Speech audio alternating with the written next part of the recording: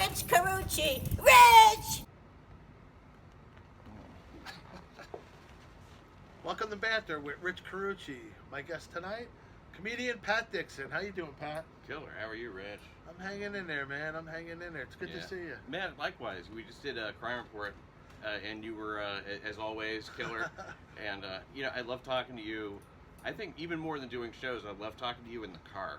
Yeah, well, I love hanging out, man, and shooting the shit, buddy. You look like you're about to be killed by the pillow guy behind you. Yeah, I'm a little worried about that. Yeah, but love the podcast. Now you do 2 podcasts, right? Well, yeah, I do. I'm not really sure how to count it because one of them, it's sort of, I don't know if it's 3, I guess, total, right? Because I do New York City Crime Report, which people can get on iTunes and stuff like that. Similar to Crime Report, but like just New York City. Sometimes a little more angry. And then Too Woke to Fuck, which is, it's listed as Too Woke to F, and it's with 2s, That's just an odd one. You have to hear it, to appreciate it. But it's pretty satirical, pretty, it's just a lot of editing and love goes into it. Yeah. I love doing podcasting. It's great.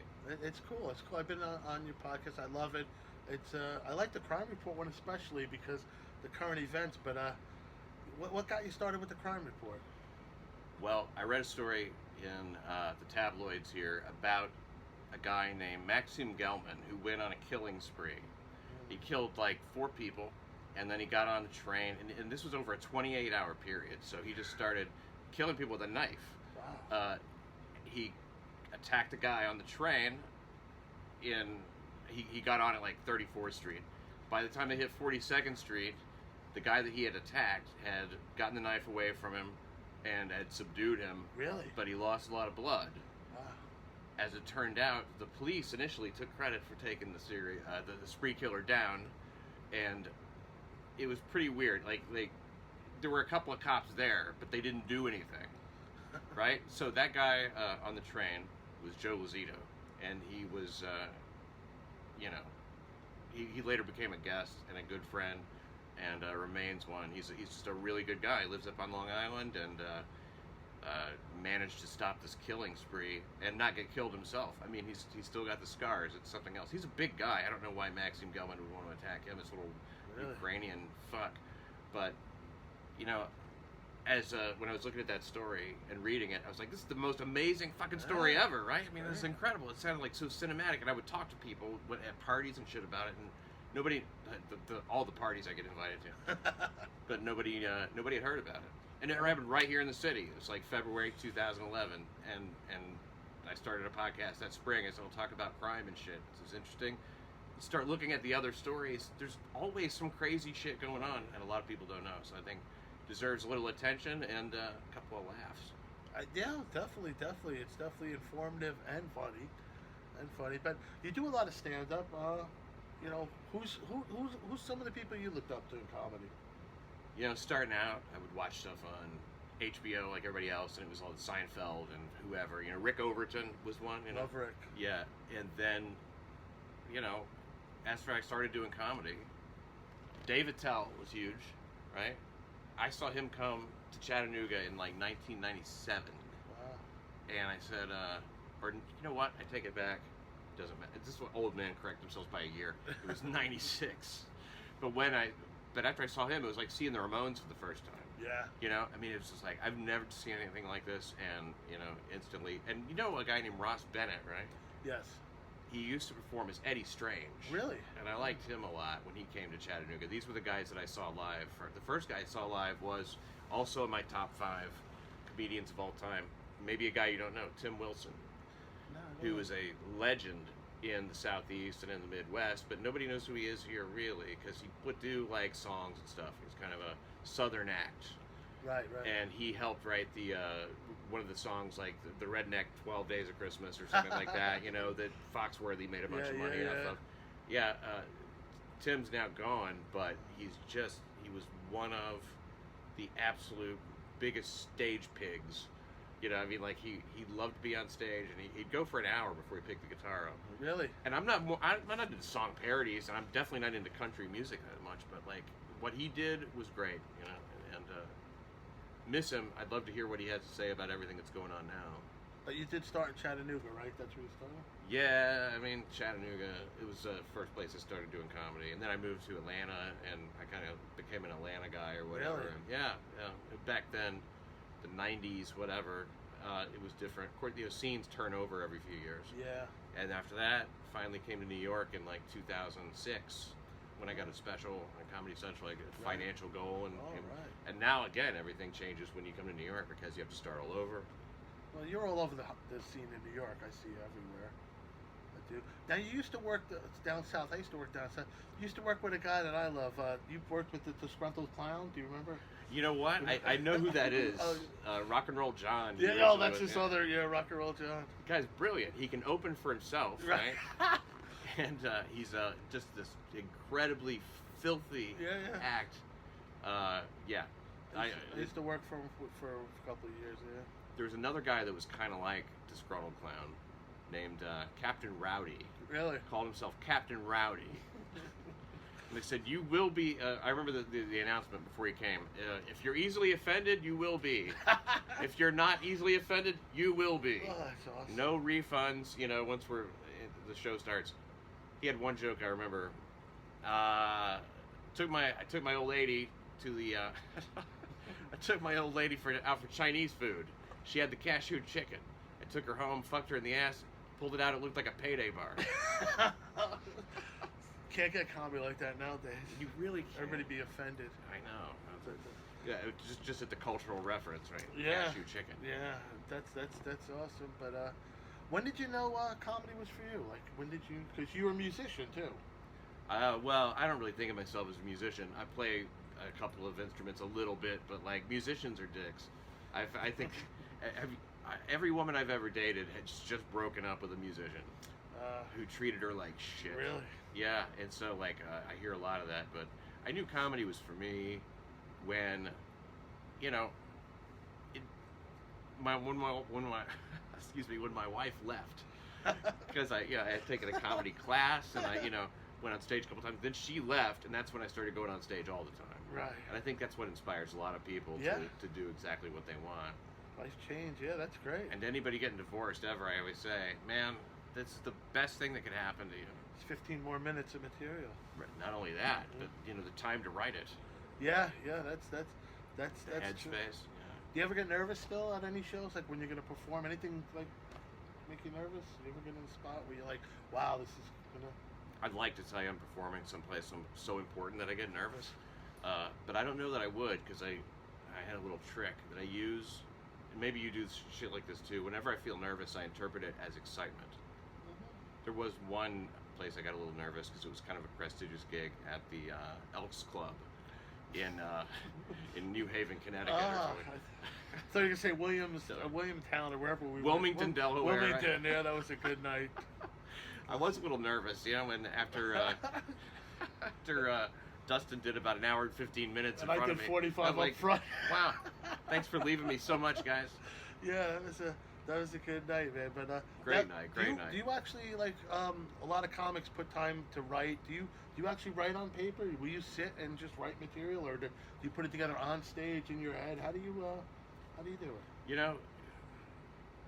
I wish I could tell you that again, that I had like a really good way of doing it. But I take a note if I think of something. I've learned to write it down. Good. And I probably do that 4 times out of 5 now. I think I lose 20% just on going like, no, I'll definitely remember that.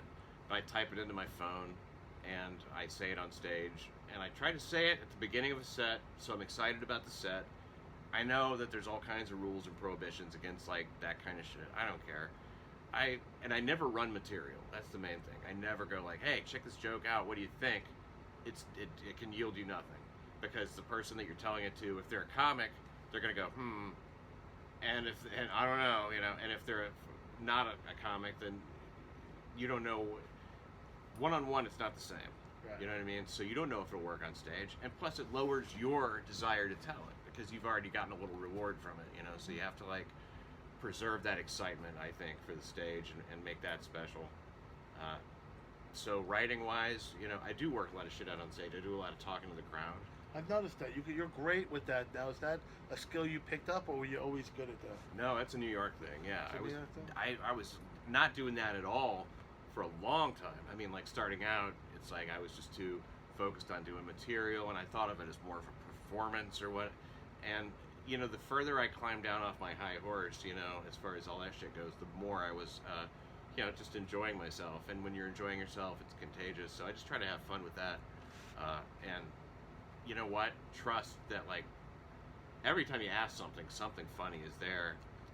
People do nothing but set you up for jokes when they answer questions. You know, any question that you answer in 5 words or less, it's gonna leave you room, you know, to do something. I've found, but that's become part of what I do only here, because New York is like really, you know, the town to do that. Oh yeah. People are from all over the world, and you got tourists, and then everybody's interesting.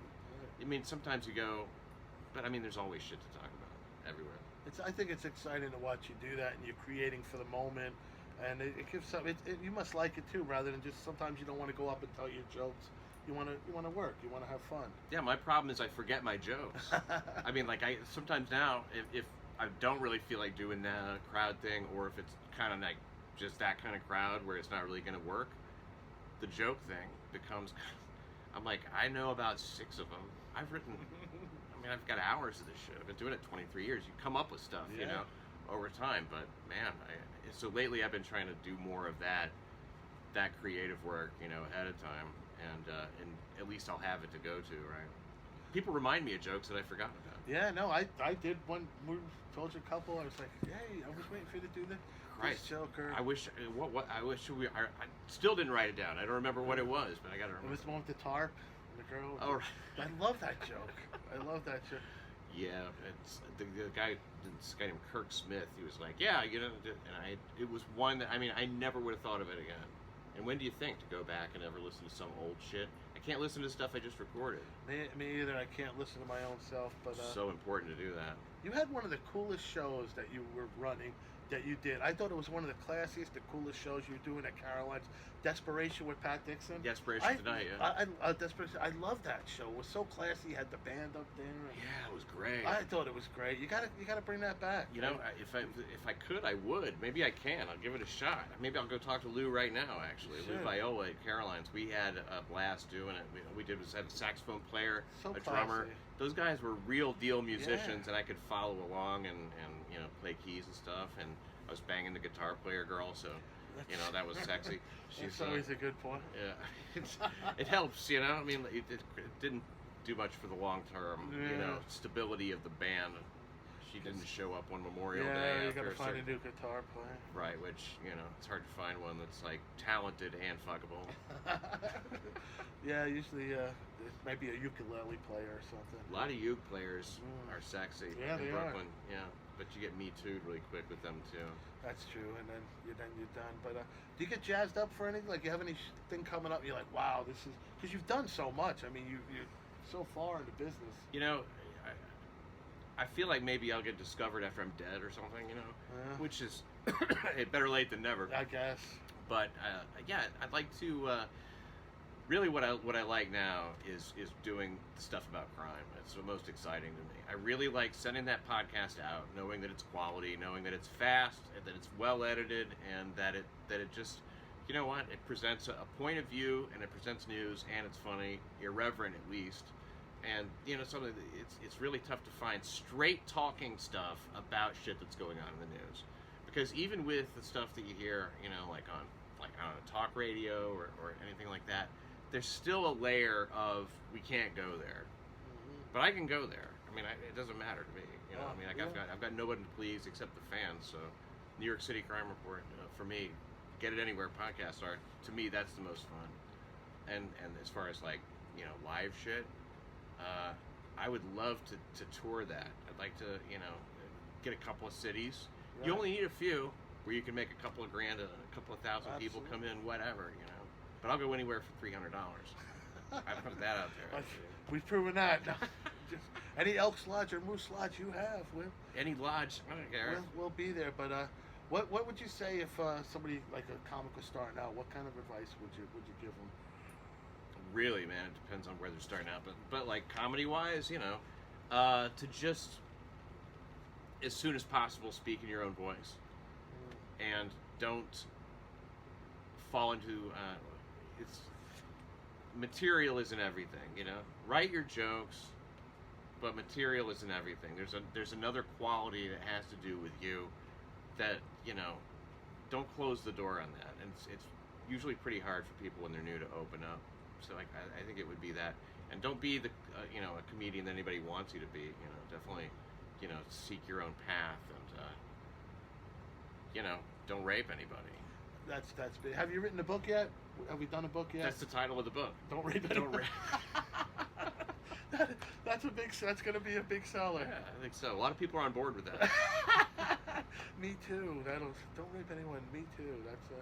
That's great. So what's next for Pat? What do you got? Anything great lined up? You looking Probably forward? just go down to Sully's and get some food, I guess. Maybe some fish and chips. That sounds great. You know, I mean, like, near future in December, you know, we get the Compound Show up in White Plains. Looking forward to that. That'll be fun, December 13th. It's fun to work with these guys because it's like doing stand-up in the place. We're usually just in the studio, and everybody here is funny. Compound is a great network. Oh, it is. And, yeah. I love coming here. And being involved with that is, you know, I've got this other show I do on Mondays, is TBD. So, like, we have the kind of the creative thing. We can add on little shows, and, like, it's not like they've been, like, thoroughly tested or anything like that. So it's a lot of live shit. People can see things happen that, you know, that maybe weren't planned. That's awesome. That's Yeah. awesome. Get to know the people behind the microphones doing stand-up. So Yes. that's awesome. And because people, yeah, I mean, how often do you get to know somebody while you're doing stand-up? that's Never. absolutely. Now, you're going to Indianapolis, right? Aren't you going to Indianapolis? In February, yeah. February? I'll be there, yeah. So What clubs? It's called Crackers Comedy Club. Oh, there you go. Crackers. It's another one on the other side of town called Not Crackers, but what site can people check you out at? What's your you have a website? Yeah, I do. Go to crimereport.nyc, and I guess that's where the podcast lives, and you can find other shit there. I'm on Patreon, Pat Dixon NYC on Instagram. I hate to throw out a bunch of stuff, but my name is PATDIXON, and you can find everything, you know, with a simple search. Check out my friend Pat Dixon. All right, he'll be coming near you soon. Hey, good luck, Pat. Thank you Thanks, for Rich. your time, and check out the Crime Report. Hey, after the camera goes off, let's just keep sitting here on the couch. Let's do that.